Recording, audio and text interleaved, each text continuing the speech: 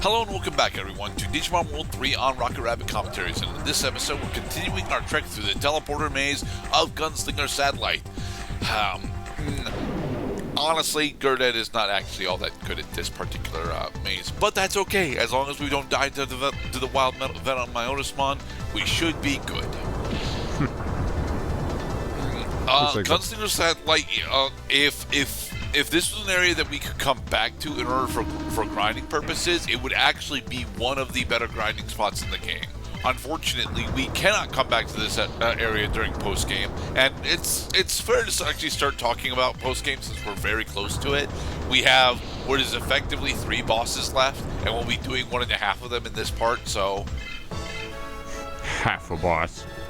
Alright, Phases. So...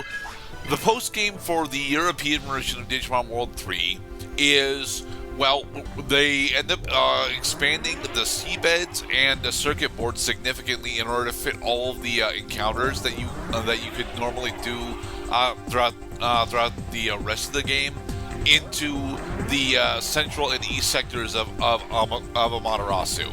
And they end up also getting rid of the Amaterasu filter so that it feels like you're back in a Asuka server. The reason why they have to do that, however, is because the goal for post-game specifically is to get all of the partner Digimon in the game up to level 45 in order to get all of the legendary weapons from the armor Digivolve quests.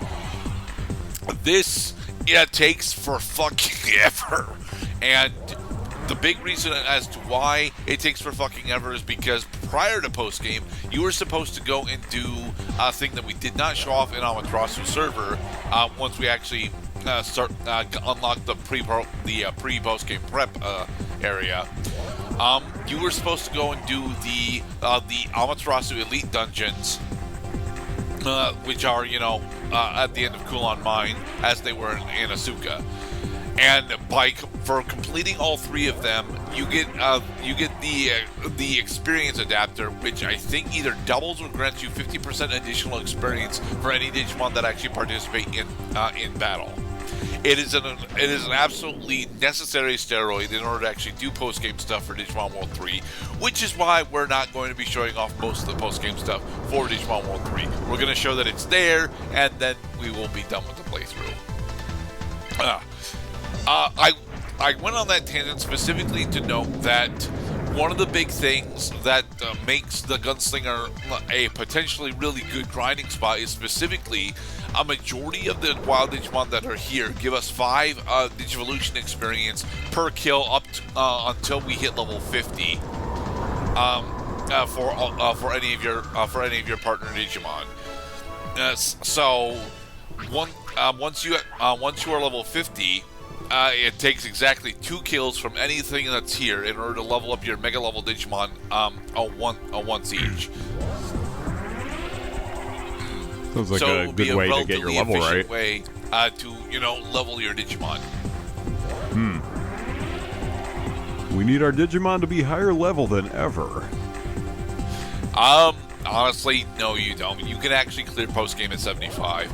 I have never done it, mind you, because I refuse to actually go through all the grinding that it takes in order to get all of the partner Digimon to 45. But the same strategy that you use throughout the rest of the game definitely still applies when it comes to the super final boss. Speaking of super final bosses, we have one of our last mini bosses right here. Another one of Lord Megadeath's robotic assistants.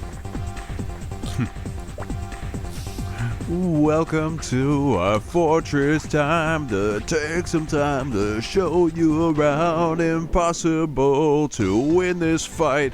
My Digimon's got unstoppable might. Computer banks to rule the world. And firm mind to go and squirrel. But me, I've seen too much. Digimon World 3, it got too much. Infamon is not even really remotely a threat. I mean, he's somewhat fast, sure, and he hits relatively hard, but yeah, we can almost two-shot him with our Marsmon. So The There he goes. the actual threat for the Metal Soldier is Apocalypse. He has got access to Darkness Chaos, so be wary of that. Here comes the Darkness Chaos, full of bats and evil eyes. Supercharge. Badoom. Thankfully, he is not actually faster than thanks to the speed spiral of death that we've been abusing all game. So we can use Mugen Hado in order to attempt to put him to sleep. But he we did not go to failed. sleep. Okay, we're not and dead. that time it only hit us for 1,100 damage, Mr. Cloud. What the hell? Luck. Like the whole. I mean, we've already laid to rest the whole problem with like critical hits in this game. It strikes me that just like a lot of RPGs, like sometimes you just have to run the scenario enough times to get a good result, even if you're going in with exactly the same conditions as you did on previous trials. Well, the thing about other RPGs and this one, to be perfectly honest, they usually introduce methods that you can, mitigate those risks. And this RPG is no different. In that, if you want to have a better chance of resisting the damage from Darkness Chaos, you can use Dark Tolerance training in order to build up natural resistance to dark magic attacks, or you can spend a bunch of TP on wisdom training instead in order to, have a base magical defense. So you can set different base conditions that you can have a foundation for your fight. Yeah. But it takes time to prepare. It does. Detour. Annotations Gerdat mentioned that it is a decent idea to raise up machine tolerance, but to be perfectly honest, the only enemies in the game that it's worth raising machine tolerance for are the Asuka admin server raid and Galacticmon, who we will be fighting next part. And even then, I'm not entirely sure how effective raising machine tolerance is against Galacticmon, since the attack that I know does machine-based damage, I think qualifies as a counter. Gotta watch out for those counter-type moves. We are running low on MP, Mr. Cloud. Pump them full of health. Alright, so I do believe that is the last major roadblock in Gunslinger taken care of, right? Yep. So are you ready for a bit of plot, Mr. Cloud? Wait, who said that? Junior looks around to find the source of the voice. You can't walk if you got no feet. Well, yeah, Lord Megadeath doesn't actually have feet, the bastard. But he's got access to a Digimon that has more feet than humans do. So.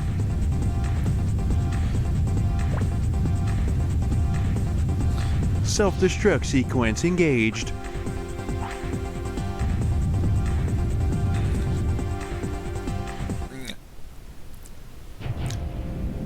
And as we look out upon the Gunslinger, it starts to change, Mr. Cloud. It is deploying its weapon. The golden eye is now set.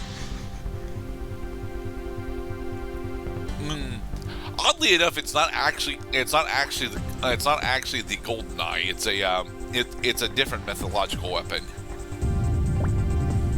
Mythological. Remnants of the Cold War. I mean, golden eye is supposed to be either the Eye of God or the Eye of Odin, right? Yeah, it's supposed to. Okay, so they do refer to the. Whoa! Look at the teeth on this freaking thing. Yes, so this is Armageddon. He is our third. He is our third to last, second Yeah, second to last boss. Oh, this is a boss? Yep.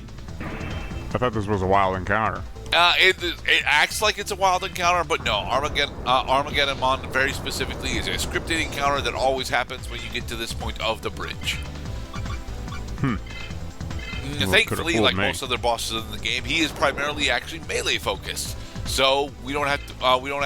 Although his attack actually does a decent amount of fire type damage, we aren't really worried about it because it's a melee attack. So. Oh, so the reason fire why we're using is a your life ally. plug here specifically is to restore our MP. We want to have a full MP going into the next fight. So and we can't actually use our life plugs outside of battle. Finishing my point, occasionally James Bond films will refer to like the gods, mythological characters like Icarus. In the case of GoldenEye, as a story, they refer to the two-faced Roman god Janus, which serves as one of the main characteristics of the villain in that movie. Hey, Lord Megadeath. You could tell he's a boss because he's got big shoulders. And a skull face. I am Lord Megadeath. And it is here that we figure out that Lord Megadeath is technically a Digimon. He's not actually a Digimon, but he is a rogue program that ended up forming in the digital world. And his plan specifically is to use the Venmon that are roaming around in order to empower the Gunslinger to send out a matrix wave, which will turn the entire population into Oinkmon, allowing Galacticmon to absorb the planet and be the strongest Digimon. So he's Mewtwo. Yeah, well, kind of.